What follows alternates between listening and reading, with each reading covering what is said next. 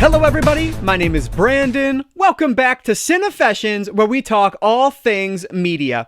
So the week is finally here. Scream Factory has finally released Halloween 1 through 5 on 4K. So though I would have loved to have picked up every single one of them, the budget only allowed me to grab one. And so I did pick up the original Halloween. And while this, is my favorite of the franchise, I would still love to get Halloween 2. Unfortunately, it is completely sold out everywhere around me, including on Amazon, which is just crazy. It's like a 1 to 2 month wait to pick it up at this point, which is just insane.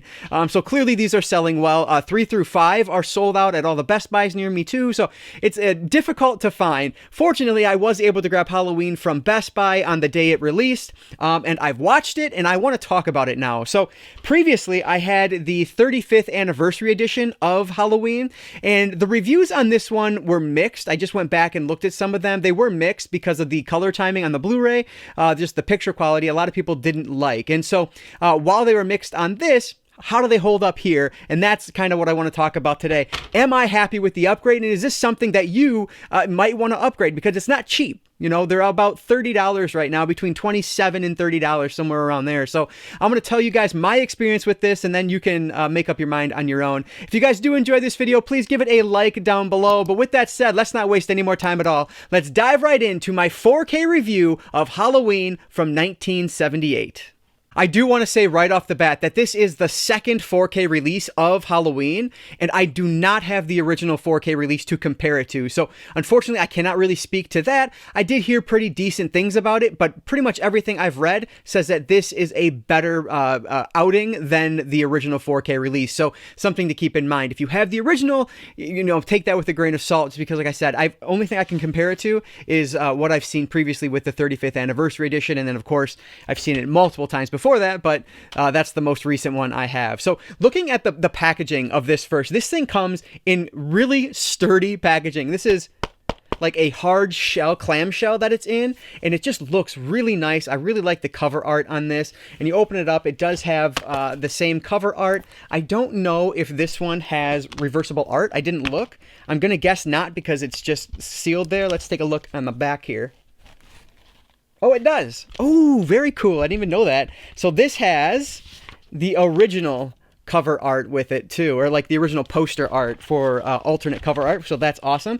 I am flipping this bad boy around because I have the clamshell, so that'll have the new art on it. But yeah, so there is that. That is awesome. I love how that looks. Clean, simple, iconic. That's a great look. But anyway, this is a 3-disc set. So you have the 4K Ultra HD disc. You have the Blu-ray. So what's good about this, having this Blu-ray, is that it does have the updated transfer that they did, along with, obviously, the 4K disc has that as well. And then you have the original color timing, or the original Blu-ray that is the other color timing, which I was trying to find this to be certain, but I can't say 100%. I'm about 90% sure that's pretty much the exact same transfer that's on this one.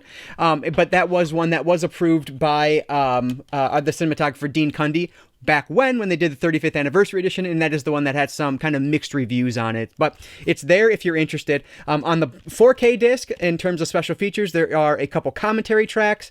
There are some special features on the new Blu-ray, and then most of the special features are available on this older Blu-ray, or the original color timing Blu-ray. So just something to keep in mind there. So packaging looks really good. I am super impressed. Again, I love this just like hard clamshell. I think it looks fantastic. So very good job with the packaging from Scream Factory.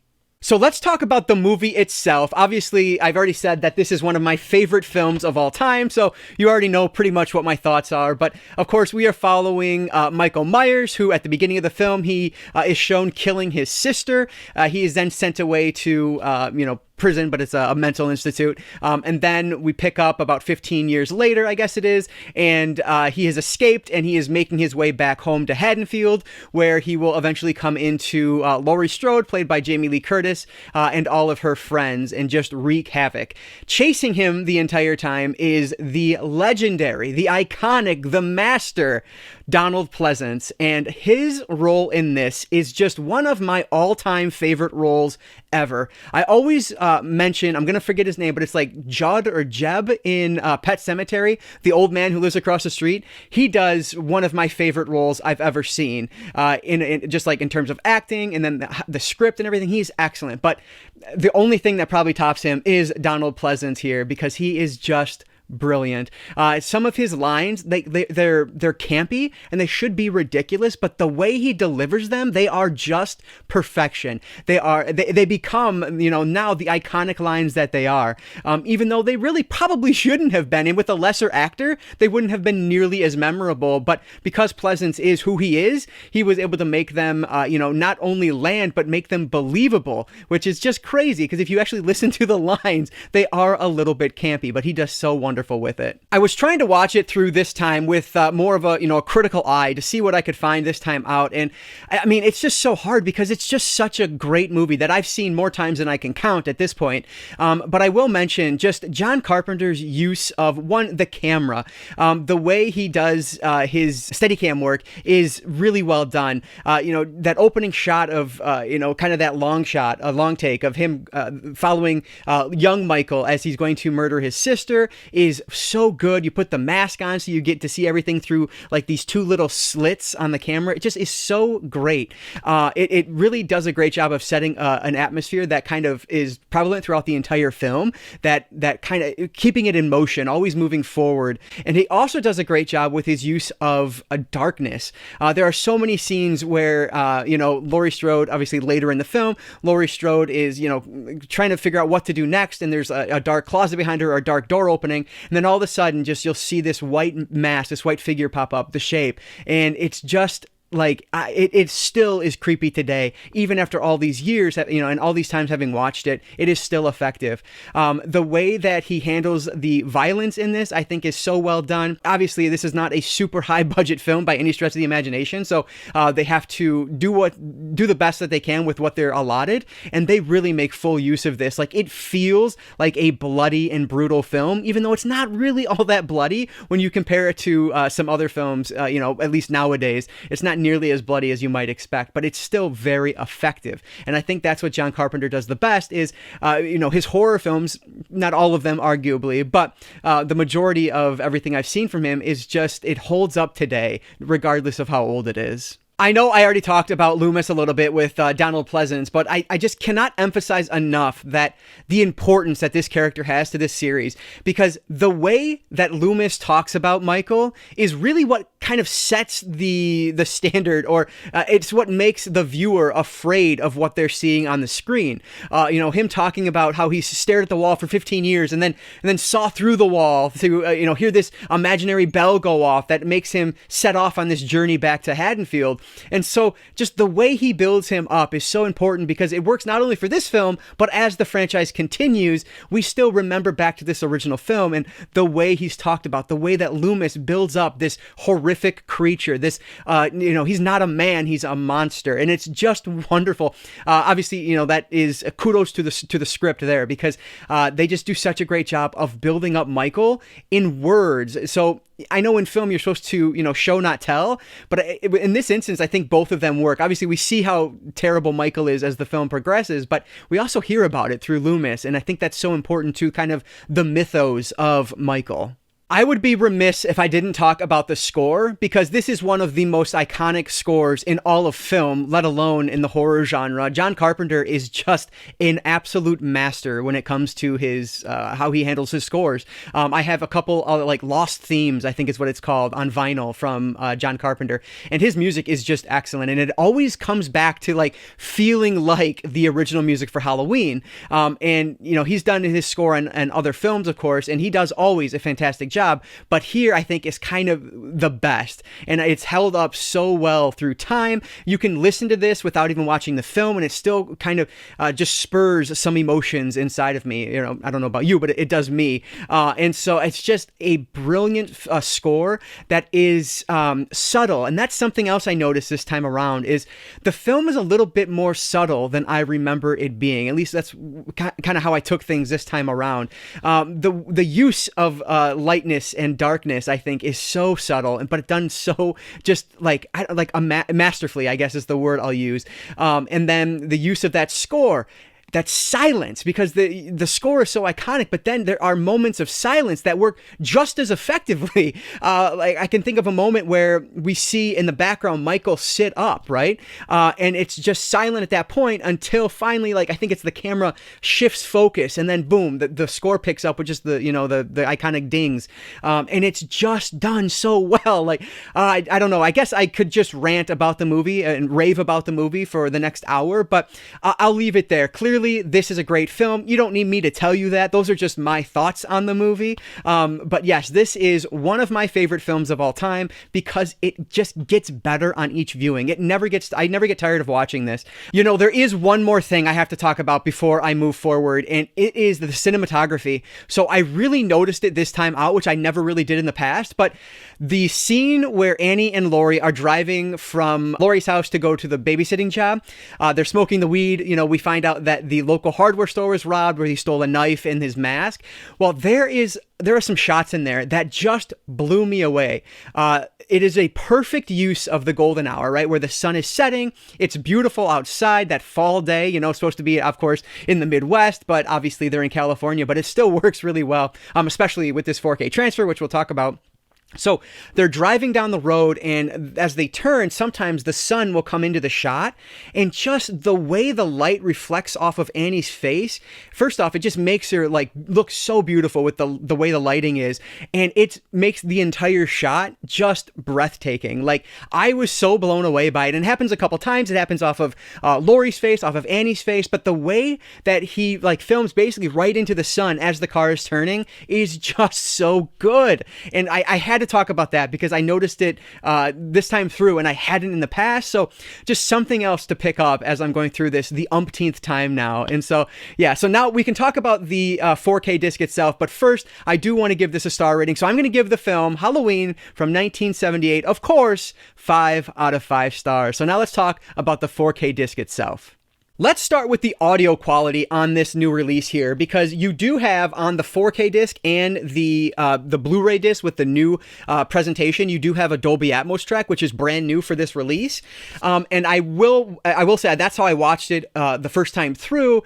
And while there are moments where I did feel the heights with that Atmos, and you do feel that surround sound, it was not quite the leap that I was expecting it to be, I guess, which I don't even know if expecting is the right word, because I wasn't sure really what they were going to do with an Atmos track here. And it kind of lived up to those expectations, I guess, in that regard, because I wasn't blown away by it by any stretch. I will say that it does separate the voices out a little bit better, so I feel like things are easier to hear than with the original mono track. Again, I'm going to go back to the word subtle. It makes a subtle difference with the dialogue that I think is important, and so I'm not discarding this Atmos track at all. The scene where I noticed it most was like when it was raining outside, Loomis and the nurse were driving to go get Michael, and it's thundering and lightning. Then you really felt those heights there.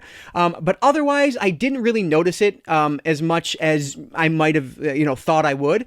But again, that's not like a knock really, because you don't really need an Atmos track with this. The original track is available, the original mono track, that is available on all 3 discs.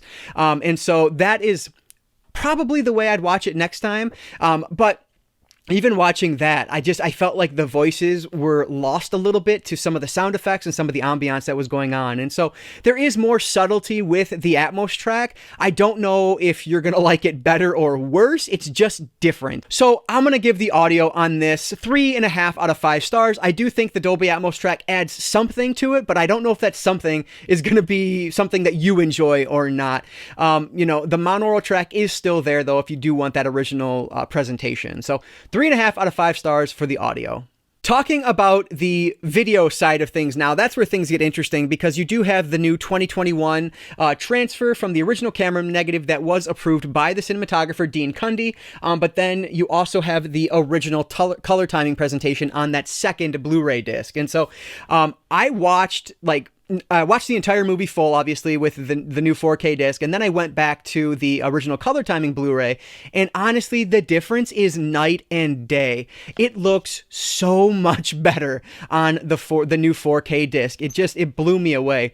The whites are whiter, the reds are redder. I think this one has Dolby Vision on it as well. Yeah, it does. It has Dolby Vision, and just the way like the couch, the old 70s couch popped with its green fabric on the top, and then you have like the red pillows. The way that popped, I thought was just fantastic. The carpets look better. Again, it's going to be subtle. It's not making it a different film by any stretch of the imagination, but it's just a more vivid and more alive film. And so the way they handle outside, because I think this is the biggest point of contention. You know, when I was reading reviews of this, the big complaint was that it doesn't look like Midwest in the fall, where you have those browns and orange colors. It looks like the fall in California, where it's real bright, and so and green, and that's what people were complaining about. And I think they do a really nice job of correcting that color timing this time out with this new 4K transfer. Again, now I am not an expert. This is just a layman's opinion, essentially. But for my money, for my eyes, this transfer was night and day better than what I've ever seen in the past. It sets the film in its proper time better than something like this did, or the other color timing for Blu-ray did. It seemed to have like erased a film, for lack of a better word, off the movie on the 4K disc compared to the original Blu-ray. That said, though, there is still film grain present in the new 4K transfer that is supposed to be there. I know there's a big debate about film grain, but it is supposed to be there because the original film negative has that grain. That's just how it's supposed to look, but it's not anything that is that overtakes the picture at all. It looks natural. There's not a lot of digital noise reduction, DNR, on there at all, which is great. It looks like it's supposed to look. At points, this movie looked like it was filmed a lot more recently than 1978, and so that is kind of the best thing I can say about it. The 4K transfer on this was excellent. I am going to give it 5 out of 5 stars. So let's talk a little bit about the special features, and all of these actually, I think, all of these are returning. So they are not new special features, but there are some here that I did not have previously because this is the only one I own, so I didn't have some of these. I think the most interesting thing I want to talk about, though, well, first let me mention there is a full-length documentary on here. Halloween: A Cut Above the Rest is a full feature-length, almost 90-minute documentary, so you get that with it. But you also get 3 versions of the film, which is really cool. You get the extended cut, which has like the added scenes that they filmed when they were filming Halloween 2. So it links Michael as his sister, or rather as her brother, which it doesn't in the original film. And you also get the TV cut, which is essentially just the extended cut, but without the nudity and with some scenes edited for content. But what's really cool about it is that it puts it in the 4:3 aspect ratio, and you get this like intro to it that you would see if you're about to watch it on TV. Now, this is completely unnecessary, but it's a really cool novelty. Like, I could see it being something that you would have on in the background, for like a Halloween party or something like that. Like, it's not the preferred way to watch the movie, of course, but it's a cool novelty to have. And so while I don't rate the special features, this one is loaded, and so if you don't have the previous releases, or even if you just have this one, you're getting a lot more this time out, which you can see all of them listed here. So this is definitely one that is worthwhile when it comes to the special features. So obviously I am very happy with my purchase. I loved this disc, and that's exactly why I was immediately at bestbuy.com trying to find the second one, but unfortunately it's all sold out right now, so I'm sure I'll be able to get it eventually, but I definitely want to get at least number 2, and then eventually hopefully get the rest of them. But this is one of my favorite pickups of the past few months. I am so happy I decided to grab this one. So I am going to give the 4K release of Halloween from Scream Factory 5 out of 5 stars. All right, so that is my review of the new Scream Factory release of Halloween. It, in my eyes, is definitely worth the upgrade. I am so glad I ended up picking it up. But what I want to hear is your opinion. Did you guys grab this one? And if so, what were your thoughts about it? Leave those down in the comments below. I'd love to hear anything you guys might have to say about this film, whether it's about this transfer, about the special features, or about the film itself. Leave me some trivia, whatever you want. Just leave those comments down below. I always appreciate that support. As always, if you guys did enjoy enjoyed this video, please give it a like down below. That really does help me out. And like I always say, I don't just talk movies, I talk all things media, be it books, movies, video games, graphic novels, manga. If it's media related, I'm interested in it. And if you are too, you might consider subscribing. All right, guys, so that's going to do it for today. I just want to say thank you all so much for watching, and I want to encourage you to consume some media today. I'll catch you next time.